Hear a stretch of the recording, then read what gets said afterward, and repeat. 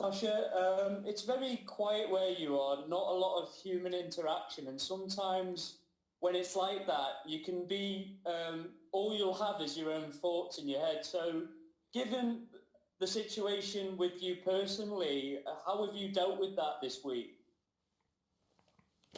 Well, the same way I've been dealing with it the last few weeks now. Nothing's changing. I think I've said enough about that. I'm here to play tennis, and I did my job today, and I got to do it again on Friday. Baldo? Okay.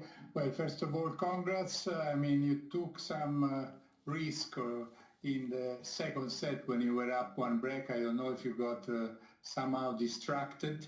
But apart from that, what do you think about Djokovic and Pospisil coming back from PTPA to ATP in a way, even if they haven't left the PTPA completely? I mean, they will stay in both associations as far as I understood. I don't quite know what you mean, to be honest. What do you mean came back, left? What way? They said that they had quit the ATP. I mean, the position that they had, Djokovic and Pospisil, and now they're saying that they want to join again the ATP. I don't know if you knew it. I mean, there was. I think No. you mean the player council, not the ATP. Yeah. Oh, I'm okay, not. I'm sorry. not. I'm not in the player council, so I don't quite know what's going on there. Russell? Hi Sasha, it's a question about Australia. Now that you'll all be flying out a little bit later than you thought you would, do you think it's very important that you get to play warm-up events before the Australian Open, even if that means pushing the start date back by a week or two?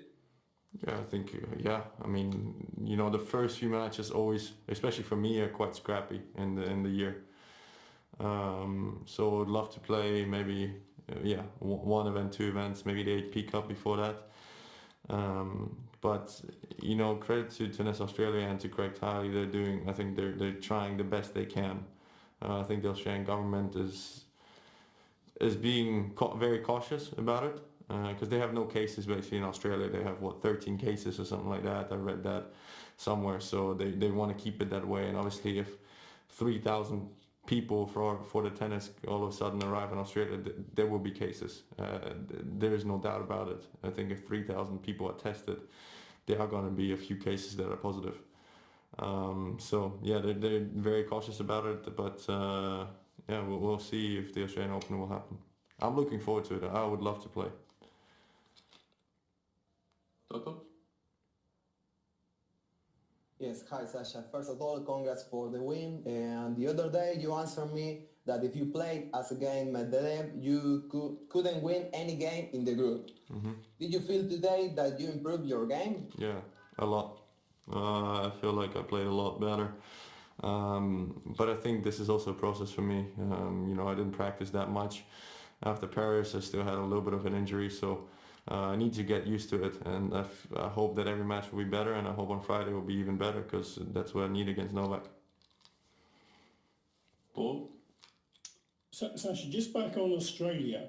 If the situation is that players cannot arrive in Australia until January the 1st, they have to quarantine for 14 days and they can't even go outside to practice.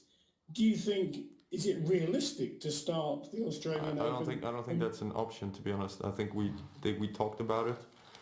I think if that is the case, we will be able to practice. We won't be able to play tournaments, but I think we will be able to practice. Because if we can't even practice for 14 days and then we have to go out to play the Australian Open, it's a lottery. I mean, you can basically flip a coin who wins. Helena? Yeah, on Australia again. So if it's the case that you're allowed to practice but not play tournaments, do you think the ideal solution would be that the Australian Open is pushed back a week or two?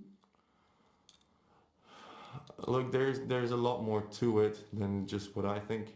I think there's a lot more politics to it. I think the tournaments after the Australian Open, the European swing will be affected. I think a lot of other things are affected by it. So I hope we do find a way to be able to play 1 or 2 weeks before the Australian Open. But in general, I just hope the Australian Open happen because right now everything is so unsure that we don't know. And Australia is definitely one of my favorite slams, and would love to go there next year.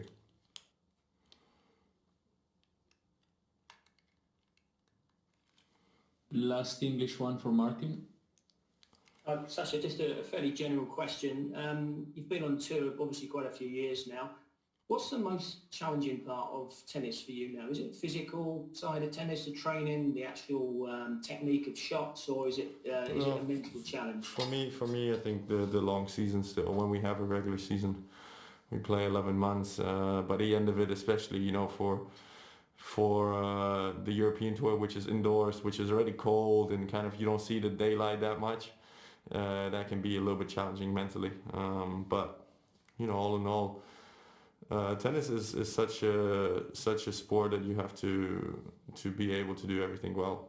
You have to have the perfect technique to hit tennis balls. You have to be physically very strong to last 5 sets. You have to be mentally strong because there's always going to be up and downs in a tennis match. So I think it's an all-around sport. Okay, German press, please raise your hand virtually.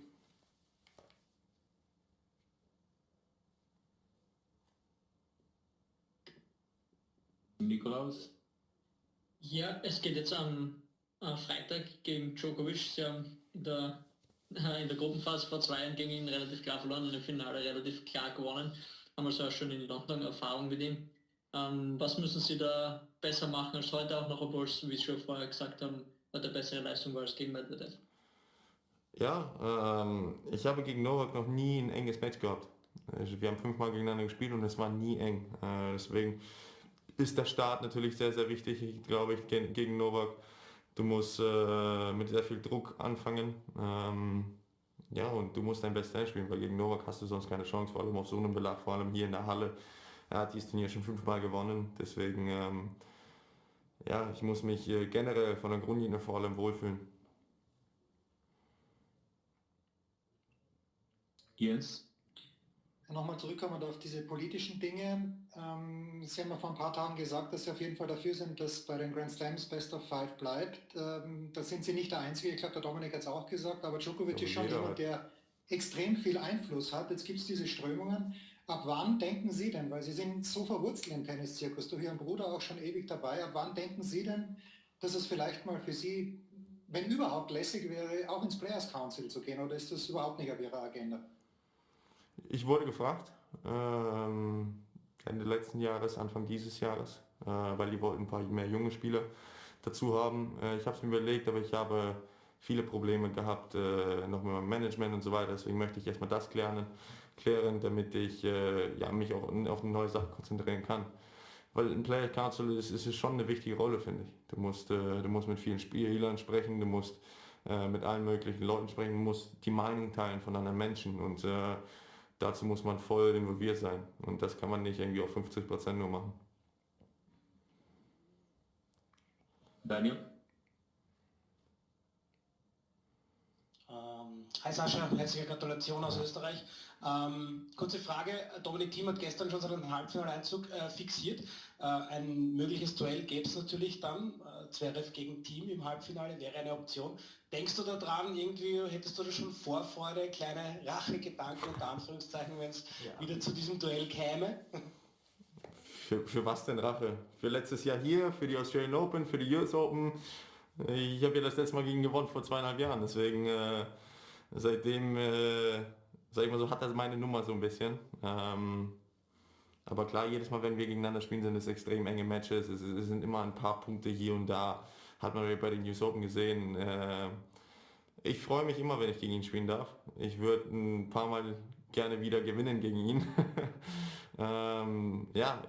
Wie schon gesagt, ich habe eine extrem schwere Aufgabe vor mir gegen Novak und ich hoffe, dass ich das einfach schaffen kann noch irgendwie.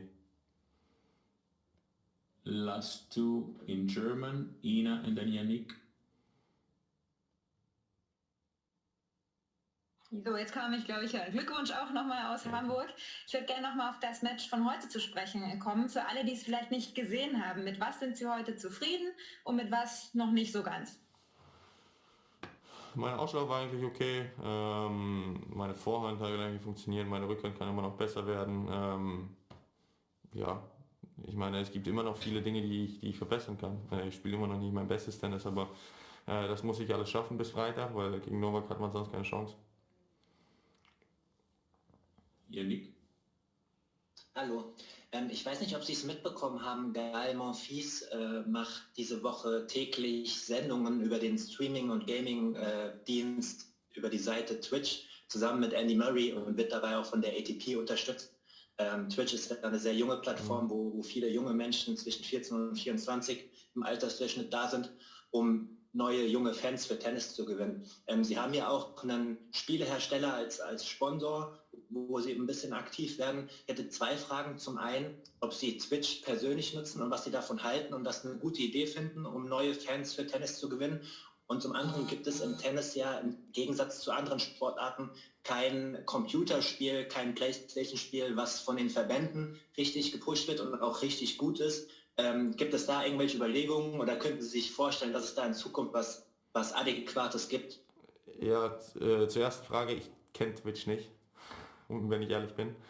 Aber ich finde es gut, wenn Andy und der Gaël, das sind ja beide riesen Persönlichkeiten, wenn die einen Weg finden, neue Zuschauer, junge Zuschauer zu Tennis zu bringen, weil das brauchen wir, glaube ich, in unserer Sportart. Deswegen finde ich alles, was die ATP da macht, finde ich super und das auch unterstützen werde. Ja, wir haben hier dieses ATP World Tour Tennisspiel, World Tour Tennis, irgendwie sowas, da bin ich ja auch drin. Das haben wir. Ich denke, EA Sports sollte vielleicht mal ein Tennisspiel anfangen zu machen. Wäre schön, von so einer Riesensport-Videospielfirma so ein bisschen gepusht zu werden. Ja, aber Tennis ist auch schwierig, weil Tennis ist ja eine Einzelsportler und es ist extrem schwierig, eine Einzelsportart als Videospiel zu haben. Es ist ja immer Fußball, Basketball, das sind ja immer Teamsportarten, die mehr populärer sind. Deswegen, vielleicht ist irgendwo Tennis da nicht so einfach als Videospiel. Dankeschön. Dann, thank you.